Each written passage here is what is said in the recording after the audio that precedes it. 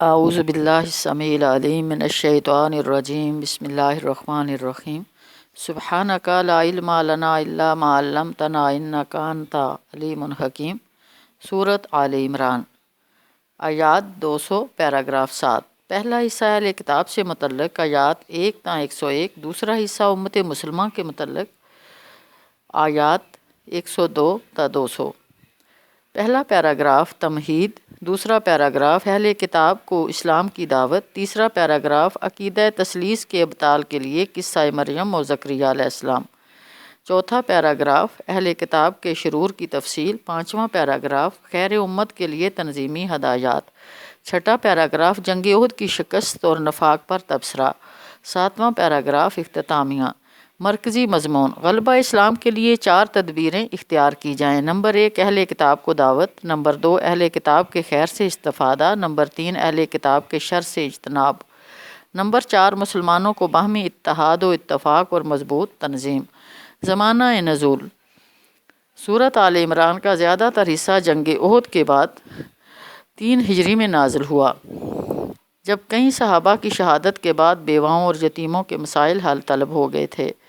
Number 2، آیات 33 تا 70 غالباً 9 ہجری میں نازل ہوئیں، جب نجران کے عیسائیوں کا وفد مدینہ آیا تھا اور انہیں مباہلے کی پیشکش کی گئی تھی۔ سورۃ آل عمران کی فضیلت: روز قیامت اپنے پڑھنے والوں کے لیے آل عمران اور البقرہ 2 بادلوں، 2 سایوں اور 2 روشنیوں کی صورت میں ظاہر ہو کر جھگڑا کریں گی۔ صحیح مسلم۔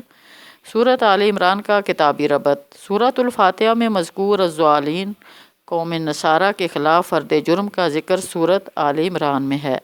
سورۃ البقرہ کے آخر میں دعا سکھائے گی فانصرنا علی القوم الکافرین، کہ کافروں پر غلبے کے لیے اللہ سے مدد طلب کی جائے۔ یہاں سورۃ آل عمران میں کافروں پر غلبے کی 4 تدبیریں بیان کی گئی ہیں۔ نمبر 2، سورۃ آل عمران کے آخری حصے میں جنگ احد کی شکست پر تبصرہ کیا گیا ہے اور اتحاد و تنظیم کی اہمیت اجاگر کی گئی ہے۔ مسلمانوں کے اتحاد و اتفاق، تنظیم کے استحکام اور اجتماعیت کے قیام کی ہدایت دی گئی ہے۔ اگلی سورۃ النساء کا مرکزی مضمون اجتماعیت ہے کہ خاندان سے لے کر ریاست تک ایک ہی مضبوط اجتماعیت ناگزیر ہے۔ سورۃ البقرہ اور سورۃ آل عمران کی مشترک خصوصیات: نمبر 1، سورۃ البقرہ کے دوسرے حصے میں اہل کتاب بالخصوص یہود کے خلاف فرد جرم عائد کی گئی تھی۔ یہاں سورۃ آل عمران کے پہلے حصے میں اہل کتاب بالخصوص نصارہ کے خلاف فرد جرم عائد کی گئی ہے۔ سورۃ البقرہ میں المغضوب کی تفصیل تھی، یہاں الضالین کی تفصیل ہے۔ نمبر 2، سورۃ البقرہ کی آیت نمبر 143 میں امت مسلمہ کو امتاً وسطاً معتدل اور متوازن قوم کے خطاب سے نوازا گیا تھا۔ یہاں سورۃ آل عمران کی آیت نمبر 110 میں انہیں خیر امت، بہترین امت کے الفاظ سے مخاطب کیا گیا ہے۔ نمبر 3، سورۃ البقرہ میں بھی اہل کتاب کو آمنوا بما انزلت مصدقا لما معکم کے الفاظ سے اسلام کی دعوت دی گئی تھی۔ یہاں سورۃ آل عمران میں بھی انہیں اسلمتم کے الفاظ سے اسلام کی دعوت دی گئی ہے۔ نمبر 4، دونوں صورتوں کا اختتام جامع دعاؤں پر ہوا، جو غلبہ اسلام کے لیے تعلق باللہ کی حمیت کی پر دلالت کرتی ہیں۔ اہم کلیدی الفاظ اور مضامین: سورۃ آل عمران کی 5 آیات میں اللہ کی الوہیت کا تذکرہ ہے۔ اہل کتاب کو بار بار یہ بات بتائے گی کہ اللہ کے علاوہ کوئی الہ نہیں۔ آیات 2، 6، 63، 18 اور 64۔ سورۃ آل عمران میں دین اسلام کی حقانیت کے دلائل: اس صورت میں الاسلام کی حقانیت ثابت کر کے تمام مسلمان انسانوں بالخصوص اہل کتاب کو اسلام قبول کر لینے کا مشورہ دیا گیا۔ اہل کتاب کو صاف بتا دیا گیا کہ اللہ کے نزدیک دین صرف الاسلام ہے۔ ان الدین عند اللہ الاسلام، آیت 19۔ سلبی طریقے سے بھی صاف صاف بتا دیا گیا کہ جو شخص اسلام کے علاوہ کوئی دوسرا مذہب اختیار کرے گا وہ ہرگز قبول نہیں کیا جائے گا۔ وَمَن يَبْتَغِ غَيْرَ الْإِسْلَامِ دِينًا فَلَن يُقْبَلَ مِنْهُ، آیت 85۔ مسلمانوں کی زبان سے کہلوایا گیا کہ ہم رسولوں میں امتیاز نہیں کرتے کہ کون سا رسول بنی اسرائیل میں سے ہے اور کون سا رسول بنی اسماعیل میں سے، ہم تو اللہ کے آگے جھکنے والے مسلمون ہیں، آیت 84۔ اللہ تعالیٰ اسلام لانے کے بعد کفر کا حکم نہیں دیتا، آیت 80۔ مسلمانوں کو حکم دیا گیا کہ ان کی موت اسلام کی حالت میں ہی آنی چاہیے، وَلَا تَمُوتُنَّ إِلَّا وَأَنْتُمْ مُسْلِمُونَ، آیت 102۔ حضرت عیسیٰ علیہ السلام کے تمام حواریوں نے گواہی دی تھی کہ ہم مسلمون ہیں۔ آیت 52۔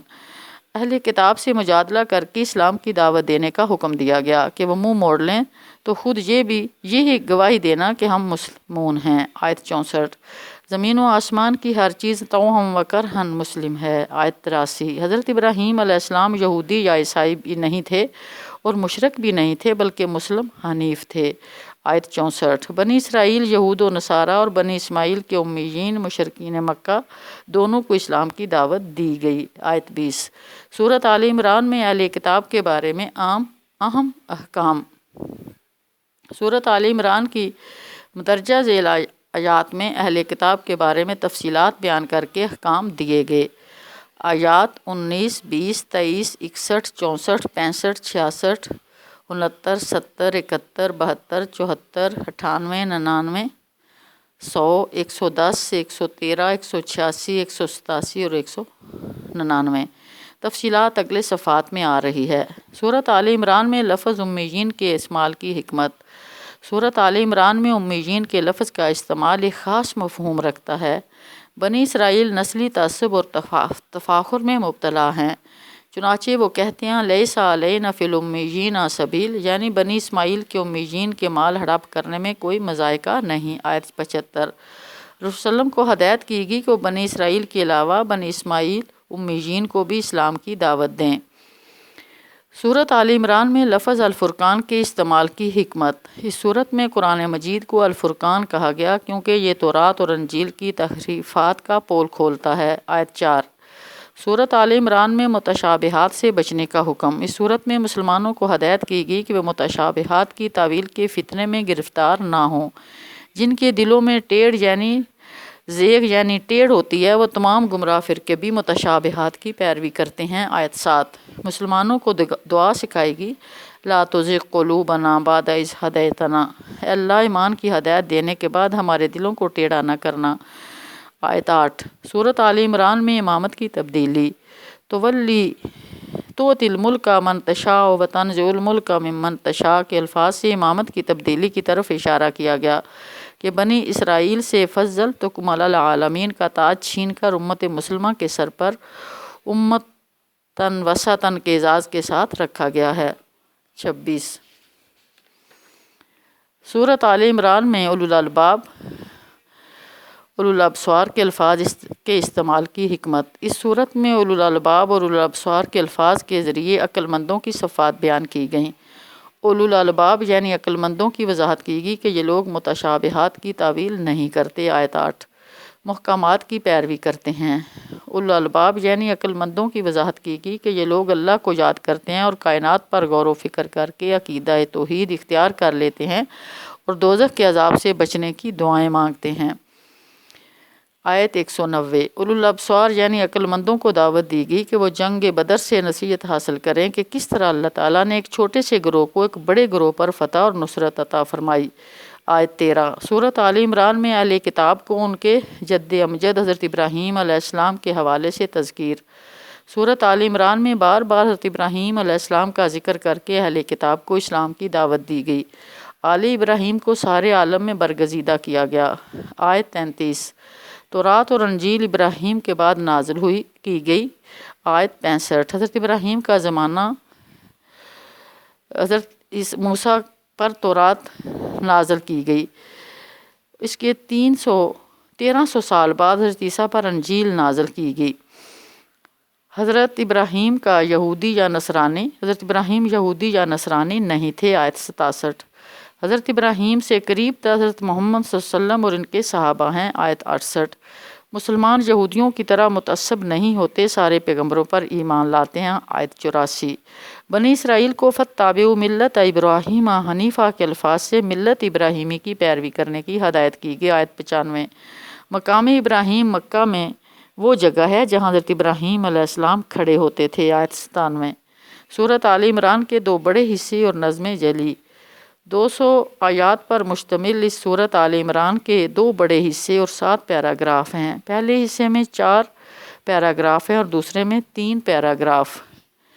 پہلا حصہ ابتدائی ایک آیات پر مشتمل ہے جو اہل کتاب بالخصوص عیسائیوں سے متعلق ہے۔ دوسرے حصے آیات 102 تا 200 میں مسلمانوں کو اہل کتاب اور دیگر کافرین پر فتح و نصرت کے لیے تنظیمی ہدایات دی گئی ہیں۔